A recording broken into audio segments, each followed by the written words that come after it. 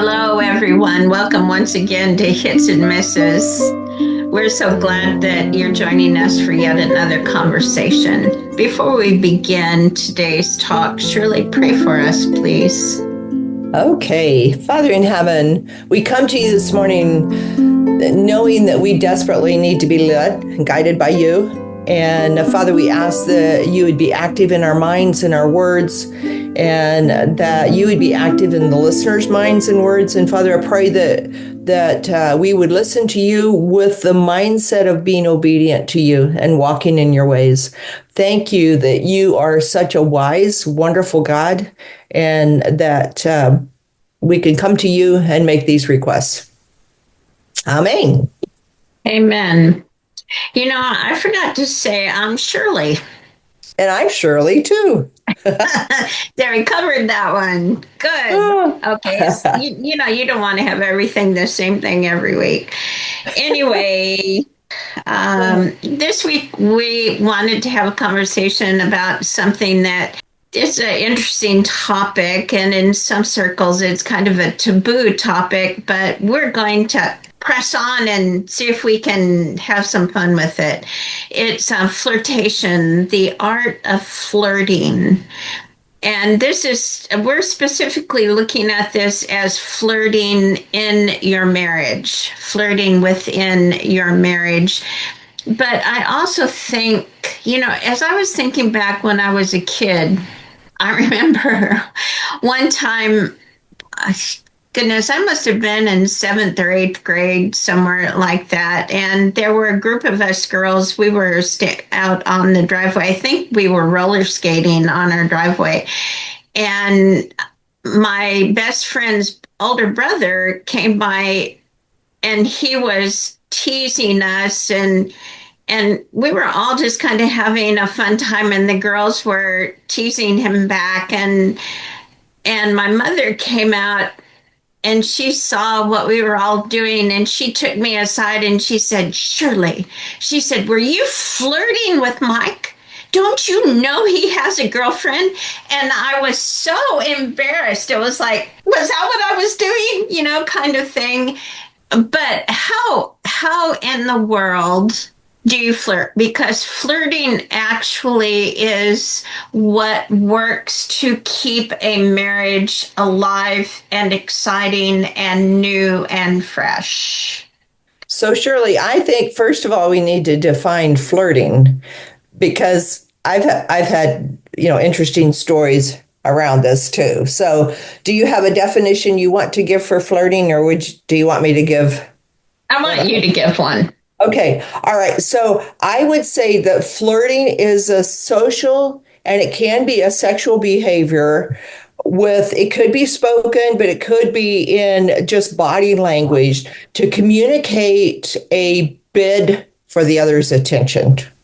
So it can be for good or for evil. It's a tool. It's something you see throughout the animal kingdom.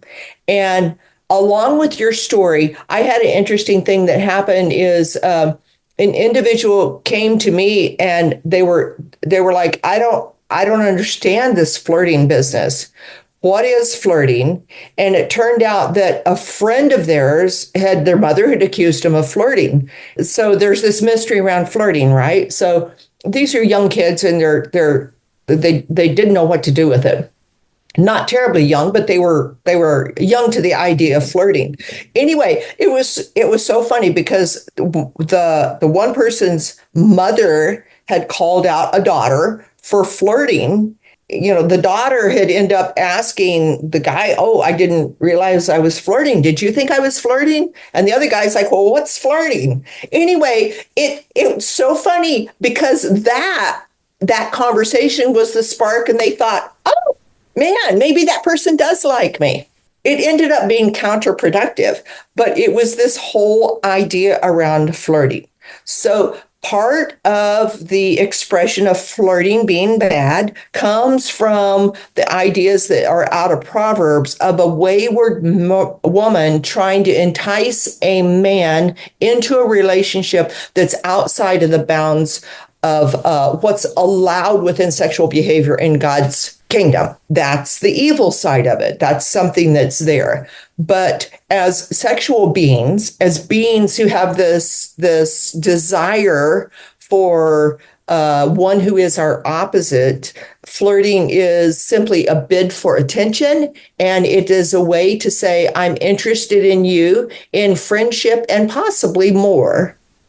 Are you interested back? And it comes without the harshness of actually having to say that, so that if there's a rejection or something else, it can just be playful and it can be like, nah, that didn't work. And it's okay. And sometimes that can happen just if you catch each other's eyes, Yes. and there's a smile in the eyes. It's like, I would be interested in talking to you and spending time with you and learning more about you. Or you're with friends and there's just, you find yourself drawn to somebody and you're just talking with them and laughing and having fun. And that's kind of, do I want to do more of this with this person? What you were just saying there, I don't see anything wrong with flirting in that context. I would say what one has to be aware of is there are bids for attention that can be problematic. And Yes. so it's like any human relationship. What is your intention and what is your motive? So for a person to have charisma or to have something that is appealing to other people is a good thing, provided it's within the bounds God gives us and for it's used for kingdom building. And the same things can be used for tearing down families, people, and God's kingdom. And so it's a tool. So I want to think about it like a knife.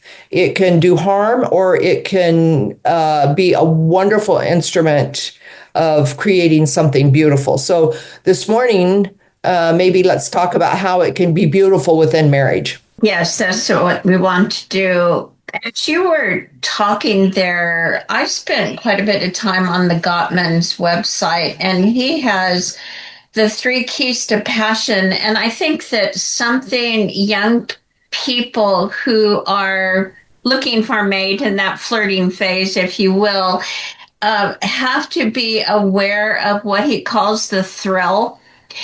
And he gives an example of this, and I'm going to share it. He says, imagine you are seated at a table in your favorite restaurant, waiting for your partner. You've just returned from a week away on business and you have missed them terribly. And as you sit there scanning the sidewalk through the window, searching for them among the crush of people hurrying home from work, you feel an edge of excitement. So there is an aroused quality as you seek your beloved's face. And then when you spot them, there is a small rush of thrill in your body and emotions. It's unsettling in a delicious way.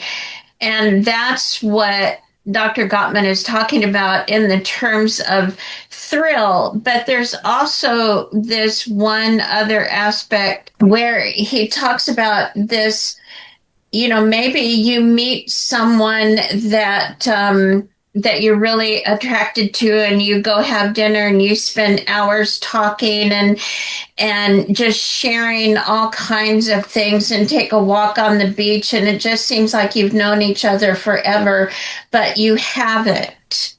You have only experienced that initial rush of excitement, which does not correlate to a lifelong relationship.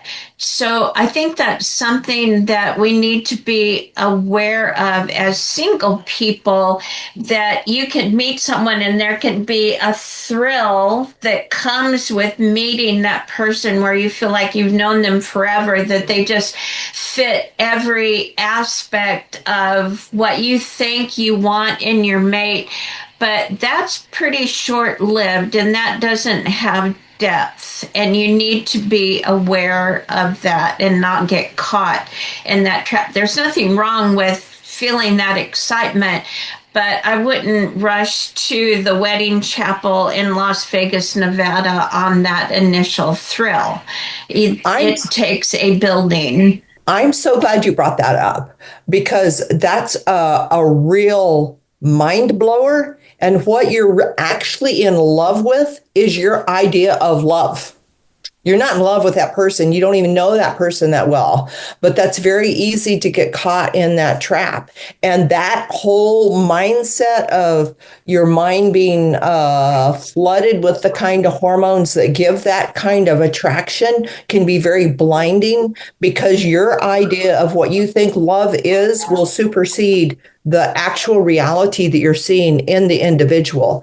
And I think that's part of the thing that wisdom has brought to say, beware of flirting because it can stir all that up in us. But we're not in love with that other person. We're in love with our idea of what we think love should be. And that person, because we're looking through those glasses, we're highlighting everything that that might be, that that person is going to serve me. And it's a type of idolizing our preconception of what we think love can do for us. So we need a wisdom beyond that. That's where having other people that are wise, that will speak into your life and that know the character of other people can really be a beneficial factor. So I think that's Yeah. very valuable. I think that's very valuable. Do you have anything else you want to say about that? When you're experiencing that, let's look at it like you have chemicals in your body that are geared toward lust, Yeah. the lust chemicals, and those need to die down. They need to relax. And if there's still a connection between you, that's when the work of real intimacy begins. That's when you really work at connecting and seeing if you are compatible with each other. And I had a friend who told me that she's in a relationship right now, but her counselor said, this man that you're dating, you really need to date him for a year, to go through all 4 seasons with him, because some people can change with the seasons. Some seasons are more emotionally charged for people than other seasons, and you need to see if you're compatible through all of those seasons of life, or if you can work things out, whatever might come up in the different seasons of the year. And Steve and I had a young couple who came and talked to us once. They wanted a little bit of marriage counseling. They were, I think I would call them in the lust phase, the high chemical phase. And you could tell that they were really attracted to each other. And when they said, what is the best advice that you could give us? And we both said that you should date for a year. Just date for a year, get to know each other, grow with each other in that year. And they looked at each other, then looked at us and kind of laughed and said, oh no, we can't wait a year. We can't wait a year. So they didn't. And they ended up getting married. And the sad part of that story is that after 3 children and a lot of built up animosity, they divorced. And he remarried, and that was really sad. But what we heard from that is we discovered that we just had more differences than we had commonalities, and there wasn't the willingness to work through the differences to come to a place of commonality. And that was a really sad story, outcome for that story. So there is wisdom in, all right, the initial attraction. Now let's work on building the relationship. I don't know. There's been a movement within I would say, the homeschool community. So it's a broad circle that it's been difficult to watch. And so part of our doing this conversation between you and I today has been because of that, is because I'm seeing so much of pushback against the easy dating, laxity of morals that went on during, I would say, during the 60s, of sexual freedom and sex with whoever and whatever, whenever, and with that mindset. So there's been a mindset from that generation to be very protective of our young people and not to have them interact until they're married. And out of that, I've been watching this for a while. I've been seeing some marriages come forth that and sometimes they work, but sometimes there is such a lack of conversation and life experiences of seeing how the two people handle different situations, that there's not a foundation of that before they're married. And I've been to a few weddings where you get the feeling they don't even know who this other person is that they're marrying. I'm seeing some fruit from that that's just not good at all. So part of it is how to bring a balance into it, because there is that lust thing. The things to watch for before marriage, I'm very interested in looking at what the Gottmans have come through with their research. They have research that has gone over many years, over like 3,000 people, where they have drawn scientific analysis to see what works and what doesn't work of all different kinds of individuals, and their analysis of that has been extensive, and they have real life counseling and real life people that they've worked with that have, over a span of decades, have given them a palette to look at. I would say the very first central is God's got to be in it. If God's not in it, and if you don't have two people that are surrendered to the work of God in molding and shaking at them, then now you're totally left with just the skills of the two people. And we're all humans who, when we get married, we have a break in relationships, and we have things that have colored our stories of what that relationship should be look like, that we bring to the marriage. And in a way, marriage is a work on bringing all of our imperfections into a balance. And we're not marrying somebody who's like us. We're marrying somebody who's different from us. But a problem is that we often try to make that person into our own image. Oh, yes. And yes. That is that shortchanges us from the dynamic of having an opposite, and all the things that happen, that life flows through, the positive and negative, or the opposites that can draw together in a oneness. That's kind of what my research and my looking at this has been to try to draw from with this. How do we bring that to marriage, where we tend to be complacent because we get caught up in the daily demands, the demands of family, the demands of work, the demands of carving out a living? And how do we keep that a live, breathing thing through all the changes that both of us go through? Because we're not married to the same person we married. We're That's now right. married to a person who is learning lessons, and they're coming to a new place. And so how do we keep that thrill and that excitement that makes it a dynamic manifestation of the image of God on earth? You know, the what I was referring to earlier from the Gottmans, the 3 keys to passion. This is for in marriage. That we're going to frame this in marriage, and those 3 components. He talks about an equilateral triangle, and how an equilateral triangle is the most stable structure on which can be built huge, beautiful things. So what we are building on this equilateral triangle is a beautiful marriage. And the 3 components of this passion triangle are thrill, intimacy, and sensuality. And the thrill is what I was reading earlier. It's that I'm so glad to see you. I'm so glad you're back. I'm so, I'm waiting here with anticipation to see your face again.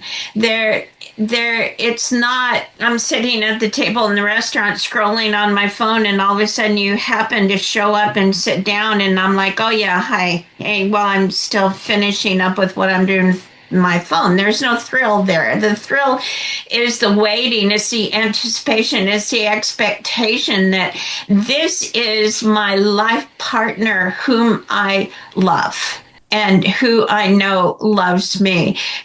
Because when Steve and I were dating, I would, be in a class and he would be waiting at the door for me to come out of class with his arms open to take my books and walk me to my next class. So it was just like, wow, this person, is there. He cares for me. This is exciting. This is exciting to have someone like that in my life. And it's keeping that thrill alive. So how do you keep that thrill alive? You have to, gratitude is a huge thing. Taking time to write a little note and leave a little note, something that says, I love how you did whatever this morning, or I just love you, or you looked so handsome this morning.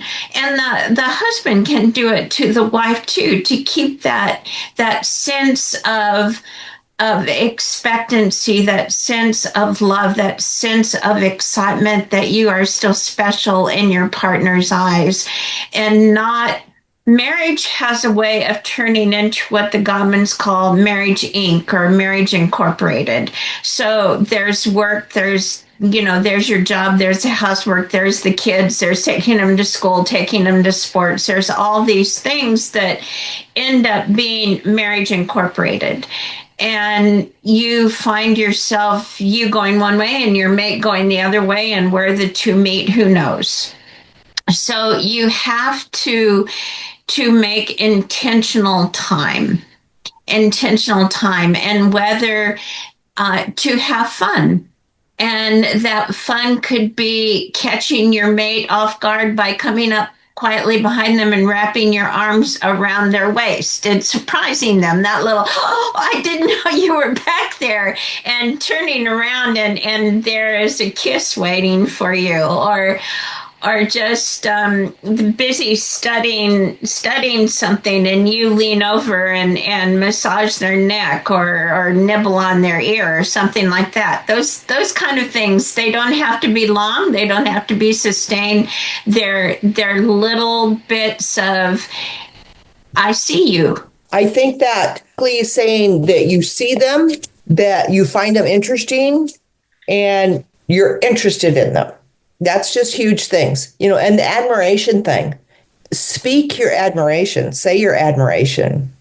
Yes, and that's what Dr. Gottman goes into. The second leg of the triangle is intimacy, and intimacy goes way beyond anything sexual. It's the deep emotional connectedness, the loving friendship, the willingness to know your mate and be known by your mate. To have that depth of connection, that depth of experience, where you can, let's say, be naked and unafraid, where you can totally expose yourself and not be afraid of rejection or criticism, that you are accepted, and you know that you are accepted and loved. That level of intimacy. So that thing of rejection is a big thing for a lot of people. When a person makes an effort to reach out to their partner in that way, there's oftentimes we've talked about their RCs. Their RCs are going to be off, or they're going to be in the middle of something and they're not going to recognize your bid. And that's where God is just huge. You're still special in God's eyes. You're still there if you have that anchor to come back to, because you might go through a season where you do this often and your partner is just preoccupied. And so there has to be a solid base where you come back, that it's not about you being rejected. It's about something else going on. And can you weather that? And can you shore up from another source? Because there is a part in us that craves God, that is hungry for God, and there is no human that will fill that. So if we look to a human for that, they will always fall short, because it's made to be filled by God only. And if you look to your partner as God, they're going to fall short, and that's going to become an oppression to you. All gods become oppressive. So I think that's a key thing to remember, that in those times you can just accept, okay, this time this bid doesn't work, and you don't have to. You can come back to that safe place of saying, I'm loved by God. He's the one that fills me with his love so that I have something to give my partner. It's not about what I get, it's what I give. But we have to be able to receive God's love so that we do have something to give. So I think that's a key part of that second leg that you're talking about with intimacy. That's a point I want to add to that is I'm reading a book right now by the authors Henry Nouwen, and it's called Reaching Out. And he talks about loneliness versus solitude, and he calls it a solitude of the heart. So a solitude of the heart, you can be alone without feeling lonely. The solitude of the heart is a place of knowing that no matter your circumstances, no matter if your mate is preoccupied with something right now and doesn't have the time or the inclination to give you the attention that you seek, you find that in the solitude of your heart that God is still there and he is still communing with you, and you are in community with him and at peace with what is happening around you. And that only comes by spending time in the closet, if you will, with God, your prayer closet, coming to that place of peace and knowing that no matter what the world throws at you, you have that place of solitude, of rest, of shalom in your heart. And knowing, like Yeshua said, he said, don't worry about tomorrow. Tomorrow will take care of itself. Each day has enough trouble of its own. So come to me, all you who are weary and heavy laden, and I will give you rest. So instead of putting your need on your mate at that time when he's preoccupied with something, put that on Yeshua's shoulders and find your need fulfilled in him. I like that solitude of heart. That's a good thing. Say it again. What was the third leg of the triangle? That the third one is sensuality. And sensuality is what Gottman calls a delicious, fantastic, rich world. And for the purpose of the Passion Triangle, Dr. Gottman is saying it's the entire spectrum of sensual and sexual energy that you feel within you in exchange with your partner. So this is being an awakened lover. This is the total full experience of sexuality that is built with the other two legs of the triangle, with the intimacy and with the thrill.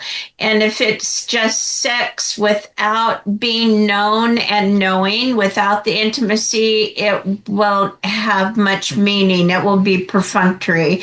If it's just sex without the thrill, then there's like no foreplay, if you will. There's nothing to look forward to. There's no anticipation. So all three of these build a very fulfilling relationship, a very fulfilling nest for being a couple. Sensuality, I think, especially for women, for that to come into its full expression, because the end result of that is oneness. So for it to come into that, there has to be the intimacy that comes before. So it can be a fake intimacy that just exists in her own mind, or it can be a real intimacy that comes from a trust and being acknowledged as special, and as being acknowledged as coming to the fullness of being female with the male. I think from a man's standpoint, and I think we all kind of know this, men will be more sensual driven, but yet they too will feel a huge lack if they don't have that intimacy. It's just this may not recognize that it's because they don't have the intimacy. Sometimes they'll just think, well, we need to do it again. And so sometimes it'll come from that outward expression. It's the difference in an outward show and an inward melting. And so what we want to do is work for that inward work together that causes for a oneness that then expresses itself in the way we conduct ourselves, in the way we act. One thing, when I started looking at the Gottman site, one thing I started looking about is I wonder what the fruit is in their lives. I ran across a thing where somebody who had known them for a long time said, "How long have you guys been married?" And they gave how many decades they had been married. And they said, when I'm with you, I get the feeling that you're newlyweds. And I thought, there's the fruit. There's the fruit of a lifetime of applying what they have been learning to their own lives. So the things that people learn from this podcast,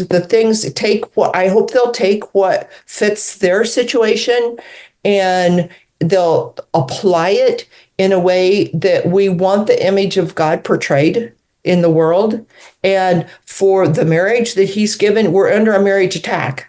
We want to see marriages that show the fullness of what God had. And it's not going to be what the world would look for, but it's going to be in a stability and an intimacy that is far greater than that. And it comes from the inside intimacy and it radiates out. And what we want everyone who listens to this, to go away with is that these three legs of the triangle, if you're missing one or two are shorter than the other, you're lopsided, whatever, these can be built. Yeah. You can build back thrill in your mate. You can build intimacy. You can build sensuality. It takes work. Yeah. And it's not done overnight, but it can, with Yahweh's help, you can come back to a fulfilling marriage. You don't have to have we're just together committed because we got married and we said the vows and that's just what it is. You don't have to have a marriage like that. You can have a marriage that is full and fulfilling. You don't have to end up as Marriage Inc. And I would say you can do that even though you got married and maybe there wasn't a thrill. Maybe you're one of those people that got married because it was a contractual agreement between somebody. You can have that thrill in spite of it. And you're not at a disadvantage because even if you had that thrill, your partner is a different person 10 years after, 20 years after, 30 years after than they were when they married. So it's a cultivation process and it's the work of God in two lives.